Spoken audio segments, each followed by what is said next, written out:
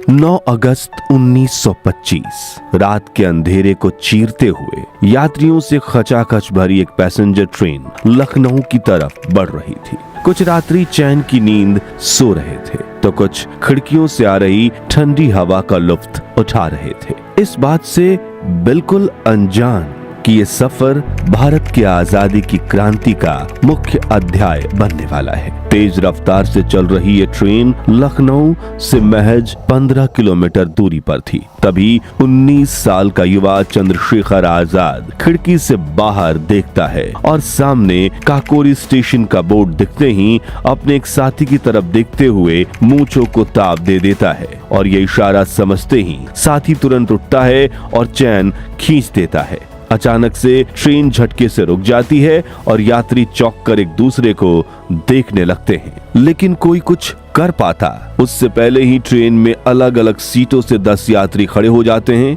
और हाथ में पिस्तौल लेकर जोर से चिल्लाते हैं, कोई अपनी जगह से हिलने की कोशिश नहीं करेगा। लेकिन ये कोई लुटेरे नहीं बल्कि स्वतंत्रता संग्राम लड़ रहे हिंदुस्तान रिपब्लिकन एसोसिएशन यानी HRA के 10 युवा क्रांतिकारी थे, जिनमें से इस ऑपरेशन को अंजाम दे रहे क्रांतिकारी राम प्रसाद बिस्मिल यात्रियों से कहते हैं, हम ना तो आपका सामान लूटने आए हैं और ना ही चोट पहुंचाने, हम उस ब्रिटिश हुकूमत के उस खजाने को वापस लेने आए हैं जो उन्होंने हम भारतीयों पर अत्याचार करके लूटा है। करीब आधे घंटे चले इस ऑपरेशन में युवा क्रांतिकारी ट्रेन में रखे हर एक संदूक से ब्रिटिश हुकूमत के हजारों रुपए लूट लेते हैं और ब्रिटिश हुकूमत की नाक के नीचे से गायब हो जाते हैं और छोड़ जाते हैं सिर्फ एक नारा, सरफरोशी की तमन्ना अब हमारे दिल में है, देखना है जोर कितना बाजुए कातिल में है। हम बात कर रहे हैं आजादी की लड़ाई में मील का पत्थर साबित होने वाले 100 साल पुराने किस्से काकोरी ट्रेन एक्शन की, जिसने न सिर्फ भारत बल्कि इंग्लैंड में भी ब्रिटिश राज का तख्ता पलट दिया था। लेकिन इतने बड़े ऑपरेशन को अंजाम देने के बाद ये क्रांतिकारी पकड़े क्यों गए? क्या HRA के किसी क्रांतिकारी ने गद्दारी की थी? और कैसे हुआ था काकोरी कांड? जानने से पहले हर भारतीय वीडियो को लाइक करके कमेंट बॉक्स में जय हिंद का नारा जरूर लगा दीजिए। 1925 आते आते आजादी की लड़ाई लड़ रहे क्रांतिकारियों की माली हालत खराब हो चुकी थी और वो पाई पाई के मोहताज हो चुके थे। किसी के पास साबुत कपड़े तक नहीं थे, उन पर काफी कर्ज चढ़ चुका था और अंग्रेजों के खिलाफ जंग के लिए कलम, अखबार, हथियार और यात्रा करने के लिए भी पैसे नहीं थे। ऐसा ही एक संगठन था हिंदुस्तान रिपब्लिक एसोसिएशन, जिसकी शुरुआत 1924 में राम प्रसाद बिस्मिल ने की थी। एक ऐसे महान क्रांतिकारी जिन्होंने 18 साल की उम्र में ही अंग्रेजों को भारत से खदेड़ फेंकने की कसम खा ली थी। वो क्रांतिकारी होने के साथ साथ एक कवि भी थे जो कविताओं से भी अपनी आवाज को बुलंद करते थे, जिनकी रचनाओं में भी आजादी की ललकार थी। और HRA में उनके साथी थे अशफाक उल्लाह खान और चंद्रशेखर आजाद जैसे महान फ्रीडम फाइटर्स, जो अंग्रेजों को देश से खदेड़ फेंकने की ताकत रखते थे, लेकिन पैसों की कमी की वजह से वो कुछ नहीं कर पा रहे थे। तभी उन्होंने अंग्रेजों का साथ देने वाले अमीर और धनवान सेठों को लूटने की कोशिश की, लेकिन भारतीयों को लूटने से संगठन की बदनामी हो रही थी। ऐसे में उन्होंने तय किया कि वो भारतीयों को नहीं लूटेंगे, मगर अब पैसे आए कहां से?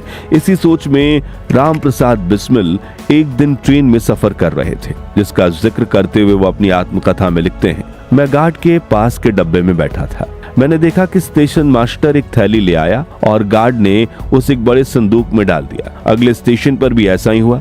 मुझे लगा यह संदूक जरूर जंजीर से बंधा रहता होगा, लेकिन जब मैंने लखनऊ स्टेशन पर कुलियों को उस संदूक को उतारते हुए देखा तो पता चला कि उसमें कोई जंजीर नहीं बंधी थी, सिर्फ एक ताला लगा हुआ था। मैंने उसी वक्त तय कर लिया कि मैं इस पर हाथ मारूंगा, क्योंकि इसमें ब्रिटिश हुकूमत का वो पैसा है जो उन्होंने गरीब भारतीयों पर जुर्म करके लगान लगाकर लूटा है। जिसके बाद राम प्रसाद बिस्मिल ने उस ट्रेन का नंबर, वो कब चलती है, कौन से स्टेशन पर रुकती है, कहां भीड़ कम होती है, ट्रेन में कितने गार्ड्स होते हैं और खजाना कब ले जाया जाता है, इस तरह की हर जानकारी जुटाई और रणनीति बनाकर शाहजहांपुर में HRA के अपने भरोसेमंद क्रांतिकारियों की मीटिंग बुलाई, जहां उन्होंने अपने साथियों को पूरी जानकारी योजना विस्तार से समझाई। उन्होंने बताया कि शाहजहांपुर से लखनऊ तक नंबर 8 डाउन ट्रेन जाती है, जिसमें ब्रिटिश खजाने का एक संदूक होता है। हमें काकोरी स्टेशन के पास रात के अंधेरे में उसी संदूक को लूटना है, जिसके लिए हम सभी अलग अलग डब्बों में सवार होंगे और हमारा एक साथी जब चेन खींचेगा और तब हम सभी यात्रियों को भगदड़ मचाने से रोकेंगे, जिसके लिए हम कुछ पिस्तौल लेकर जाएंगे। बिस्मिल की बात को आगे बढ़ाते हुए उनके साथी अशफाकुल्लाह खान बोले, ध्यान रहे हमें ट्रेन में किसी भी यात्री को चोट नहीं पहुंचानी है। जिसके बाद बिस्मिल ने इस मिशन के लिए राजेंद्र लाहिड़ी, रोशन सिंह, सचिंद्र चंद बख्शी, अशफाकुल्लाह खान, मकुंदी लाल, ममंतनाथ गुप्त, मुरारी शर्मा, बनवारी लाल और चंद्रशेखर आजाद समेत कुल 9 क्रांतिकारियों को चुना, जिन्होंने काकोरी ट्रेन लूट की पूरी तैयारी कर ली। और फिर आया 9 अगस्त 1925 का दिन। शाहजहांपुर से पैसे से भरी ट्रेन निकल जाती है और अलग अलग जगहों में इसमें सभी 10 क्रांति सवार हो जाते हैं। ट्रेन में एकदम शांत माहौल था, सारे यात्री लगभग सुस्ती में थे और इधर क्रांतिकारी काकोरी स्टेशन का इंतजार कर रहे थे। तभी चंद्रशेखर आजाद की नजरें खिड़की से दिख रहे काकोरी स्टेशन के बोर्ड पर पड़ती है। वो अपने साथी राजेंद्र की तरफ मूंछ को ताव देखते हुए देखते हैं और राजेंद्र चैन खींच देते हैं। ट्रेन रुक जाती है और सभी क्रांतिकारी अपनी जगह से उठकर भीड़ को काबू कर लेते हैं। एक क्रांतिकारी पिस्तौल की नोक पर लोको पायलट से इंजन को बंद करवा देता है, जबकि दूसरा क्रांतिकारी संदूक वाले डब्बे में गार्ड को काबू में कर लेते हैं। अशफाक गार्ड से कहते हैं, अगर आप हमारे साथ सहयोग करेंगे तो हम आपको नुकसान नहीं पहुंचाएंगे। आगे की घटना का जिक्र करते हुए राम प्रसाद बिस्मिल अपनी किताब में लिखते हैं, हमारे साथियों ने थोड़ी थोड़ी देर पर हवा में गोलियां चलानी शुरू कर दी। रुपयों से भरा लोहे का संदूक काफी भारी था, हम उसे लेकर भाग नहीं सकते थे, इसलिए हमने उस लोहे के संदूक को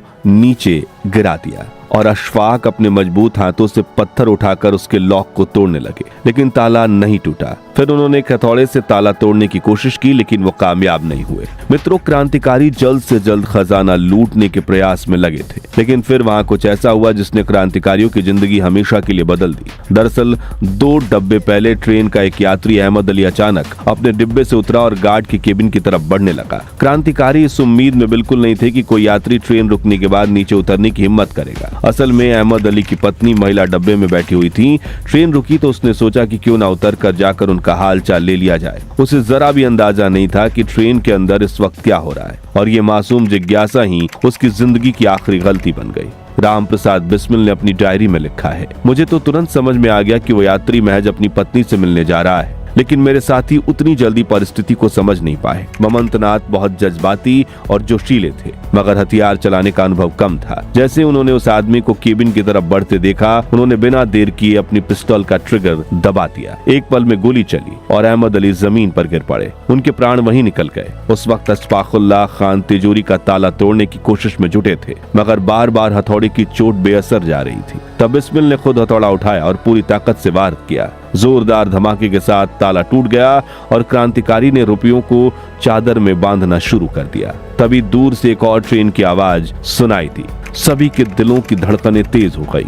वो सोच रहे थे कि कहीं सामने से आती ट्रेन का ड्राइवर ये दृश्य देख न ले। इसी बीच यात्री भी बेचैन होकर अपनी सीटों से हिलने डुलने लगे। हालांकि कोई भी चाहे तो भाग सकता था, मगर कोई हिम्मत ना जुटा पाया। बिस्मिल ने तुरंत अपनी लोडेड माउजर हवा में लहराई और साथियों को आदेश दिया कि हथियार छिपा लो। अशफाक से कहा, हथौड़ा नीचे फेंक दो। अगले ही पल सामने से पंजाब मेल गुजरी, बिना रुके बिना कुछ देखे, और अंधेरे में लुप्त हो गई। पूरा ऑपरेशन आधे घंटे से भी कम समय में खत्म हो गया, लेकिन जीत की खुशी के बीच एक भारी सन्नाटा भी था। एक निर्दोष की जान चली गई थी।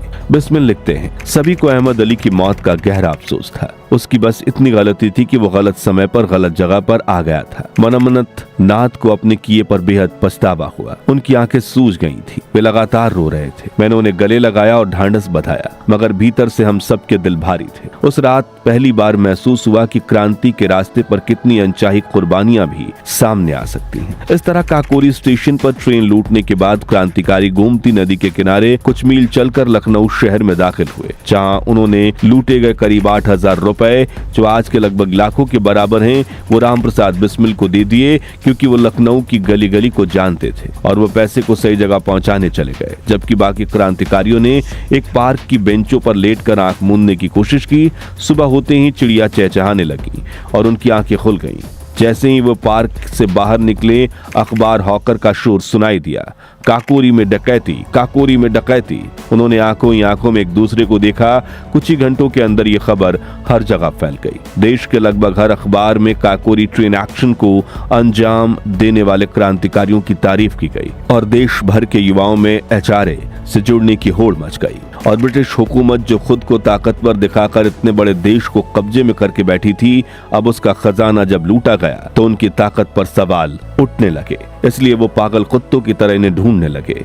काकोरी एक्शन के वक्त सबको लगा कि क्रांतिकारियों ने घटनास्थल पर कोई सबूत नहीं छोड़ा, लेकिन उन्हें अंदाजा भी नहीं था कि अफरा तफरी में एक चादर वहीं रह गई। उस चादर पर शाहजहांपुर के एक धोबी का निशान था। इसलिए पुलिस को सुराग मिला और पता चला कि ये चादर हिंदुस्तान रिपब्लिकन एसोसिएशन के एक सदस्य की है। लेकिन असली झटका तब लगा जब संगठन के एक साथी ने विश्वासघात किया। बिस्मिल ने अपनी आत्मकथा में लिखा है, हमारे बीच एक सांप छिपा था, लेकिन उन्होंने उसके नाम का जिक्र नहीं किया। लेकिन प्राची गर्ग अपनी किताब Kakori the train robbery that shook the British Raj में लिखती हैं, बनवारी लाल भार्गव HRA के सदस्य थे। काकोरी डकैती में उनकी भूमिका हथियार सप्लाई करने की थी।